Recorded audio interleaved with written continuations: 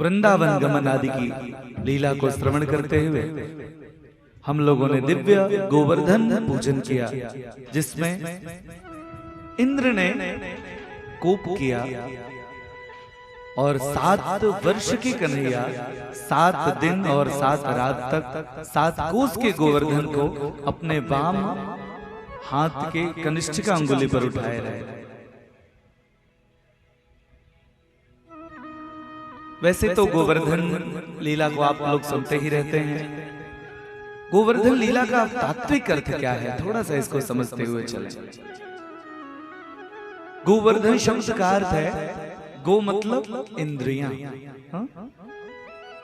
गो शब्द के अनेक अर्थ हैं वैसे। गो मतलब उपनिषद भी है, गो मतलब इंद्रियां भी हैं, गो मतलब गौ माता भी है।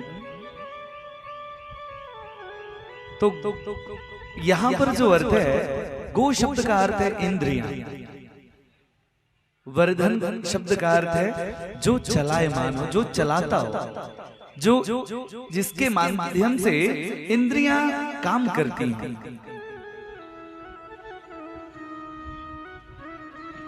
तो गो का वर्धन कौन करता है, इन इंद्रियों को कौन चलाता है? ये शरीर ही मानो गोवर्धन है और इसमें बैठा हुआ वो कृष्ण ही आत्मा है।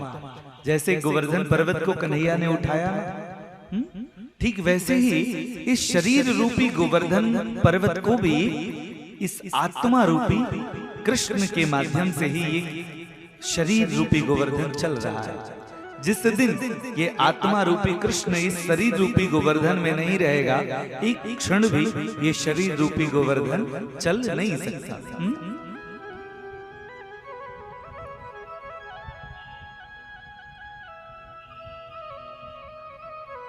इसलिए इस शरीर रूपी गोवर्धन की पूजा अवश्य करनी चाहिए, क्योंकि उनसे प्रार्थना करना चाहिए कि हे प्रभु, इस शरीर रूपी गोवर्धन को आपने आत्मस्वरूप होकर कृष्ण आपने ही तो उठा रखा है। यही गोवर्धन पूजा का तत्व है। कल आप लोगों ने सुना कि ब्रह्मा जी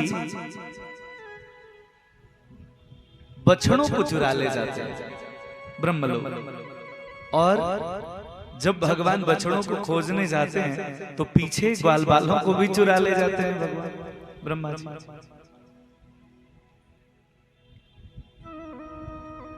जब उनको ज्ञान होता है कि ये भगवान है, तो ब्रह्मा जी ने 1-2 श्लोकों में नहीं बल्कि 40 श्लोकों में स्तुति की।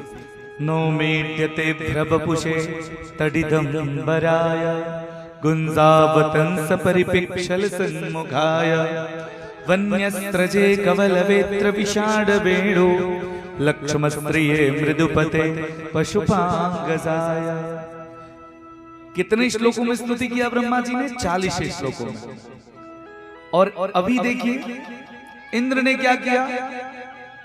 इंद्र ने 7 दिन और 7 रात तक प्रलयंकारी बादलों के द्वारा मानो व्रज को नष्ट ही करना चाहा, लेकिन व्रज जब इंद्र को पता चला तो इंद्र ने 10 श्लोकों में स्तुति किया। इंद्र डर गया और इंद्र ने सोचा अब भगवान को कैसे मनाया जाए, तो इंद्र सुरभि गाय को ले आए।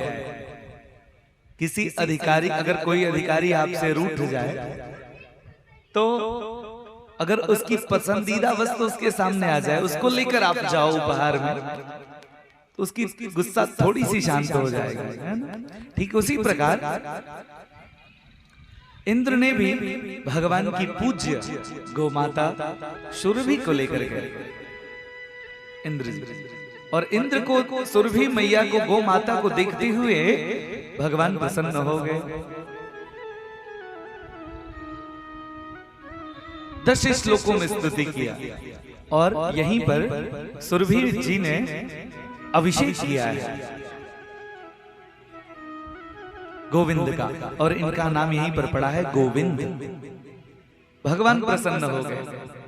मैं सिर्फ इतना कहना चाहता हूं कि ब्रह्मा जी ने कुछ क्षण के लिए केवल अपने ग्वाल बालों को इनके चुराया था, बछड़ों को चुराया था, फिर ले आकर पहुंचा दिए और 40 श्लोकों में स्तुति भी किया, फिर भी भगवान ने ठीक से देखा नहीं ब्रह्मा की तरफ। और इंद्र ने ब्रजवासियों को मानो मारना ही चाहा और मात्र 10 श्लोकों में स्तुति किया, लेकिन इंद्र पर भगवान प्रसन्न हो गए। ऐसा क्यों? अगर तुलना किया जाए तो इंद्र का जो अपराध है वो ज्यादा है। हाँ? इंद्र ने प्रार्थना भी कम किया और ब्रह्मा ने प्रार्थना भी ज्यादा किया और उनका अपराध भी छोटा है। फिर भगवान ब्रह्मा से बोले भी नहीं, उसकी तरफ देखा भी नहीं, 3 परिक्रमा करके ही ब्रह्मा जी को भागना पड़ा और इंद्र जी से भगवान प्रसन्न हो गए उसकी स्तुति पर। ऐसा क्यों? संत कहते हैं कि देखो, ब्रह्मा जी का अपराध वास्तव में बहुत कम है, केवल कुछ देर के लिए चुराए थे, फिर भी भगवान नहीं बोले। और इंद्र जी ने इसलिए इंद्र जी से बोले कि मानो कहना चाहते हैं भगवान कि देखो, इंद्र भले ही मारना चाहता हो परंतु मेरे ब्रजवासियों को मेरे करीब तो ले आया। हाँ? अगर वर्षा न होती इतना तो जितने भी वृद्ध ग्वाल बाल थे, हाँ, जितने भी उनके मित्र थे, राधा रानी, नंद बाबा, यशोदा मैया, सब के सब उनके इतने सामीप्य उनको प्राप्त हुआ, वो देखकर निहाल हो गए। और ब्रह्मा जी ने क्या किया? भले वो उनका अपराध कम ही था परंतु वो कन्हैया से दूर कर दिए।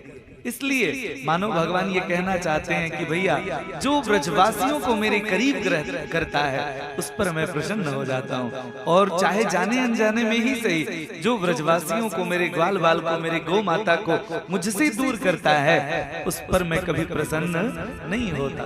देखो, संसार वाले भगवान को मानते हैं, कृष्ण को पूजते हैं, और वो कृष्ण गौ माता को पूजते हैं। सोचो ना, क्या गौ माता सामान्य होंगी? ब्रह्मा को भी उन्होंने देखा नहीं। जिनके घर में गौ मैया रहती है ना, नो डाउट उनके घर में कन्हैया अवश्य निवास करते हैं। ब्रह्मा जी से बताना चाहते हैं कि देखो, पूरे संसार वाले मुझे भजते हैं और मैं अपने गौ माता को भजता हूं। 10वीं तिथि आई है और 10वीं तिथि को इंद्र जी ने 10 श्लोकों में स्तुति किया है। विशुद्ध सत्वम तमधाम शांतम तपोमयम ध्वस्तरजस्तमस्कम मायामयोऽयं गुणसम्प्रभावो न विद्यते ते ग्रहणानुबन्धः न विद्यते ते